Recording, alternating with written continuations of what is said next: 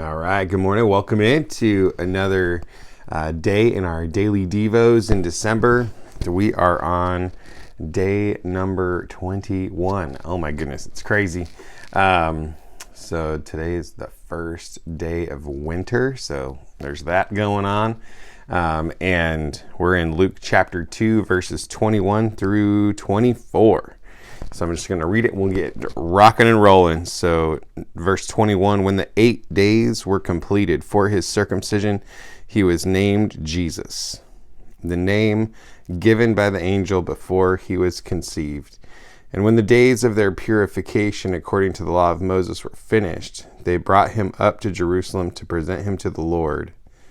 Just as it is written in the law of the Lord, every firstborn male will be dedicated to the Lord. And to offer a sacrifice according to what is stated in the law of the Lord, a pair of turtle doves or 2 young pigeons. And, I think the first thing that kind of just jumps out at me is just the faithfulness to obey what had been presented to them. You're going to have a son, name him Jesus. And so he was born, and they named him Jesus. They followed the Lord's command in even the simplest of things, and makes a pretty big difference because, and it would have kind of messed up all those prophecies if they went and gave him the wrong name.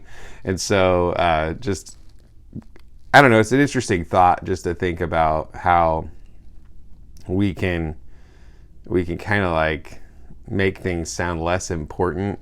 Obeying God in the little things is not that big of a deal or whatever. But now, like in the Old Testament, when God was talking to King Saul, and he was like, obedience is better than sacrifice. That to do what I say is better than this big show of whatever you think you're sacrificing. And so, so I'm impacted by the fact that they stayed faithful to the Lord, even in the littlest of details through the process. And then interestingly, in verse 24, when it mentions the kind of offering that they were giving, it says they were giving a pair of turtle doves or 2 young pigeons. And honestly, that was the offering for the poorest of the poor. And again, it's like when Jesus was born, he was first introduced to the shepherds, the down and outers, the ones that didn't have that social status, the people that weren't important, the people whose opinion you would think the least of. God wasn't concerned about having the highest rated social influencer repping his brand. He wanted to let everybody know that this message, this gospel, is for everyone. And again, I just feel so burdened in this season that we make sure that people around us know that this gospel message is for everyone. It doesn't matter your socioeconomic status. It doesn't matter your demographic. It doesn't matter.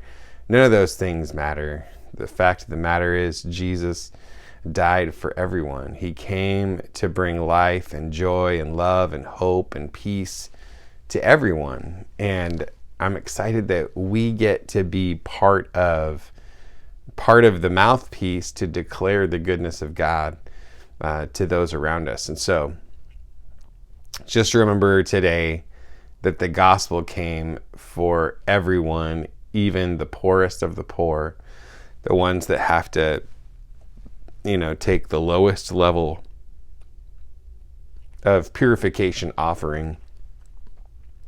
And also just to be thinking about if God has blessed you with a little bit more in this season, maybe there's someone around you that you can bless. Maybe there's someone around you that you can pour into and that you could, in a very tangible way, express the love of God.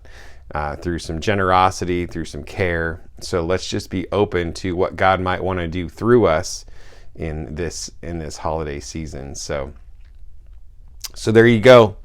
Obey God in the little things because obedience is better than sacrifice, and the gospel came to everyone. So I hope that you have a wonderful day today.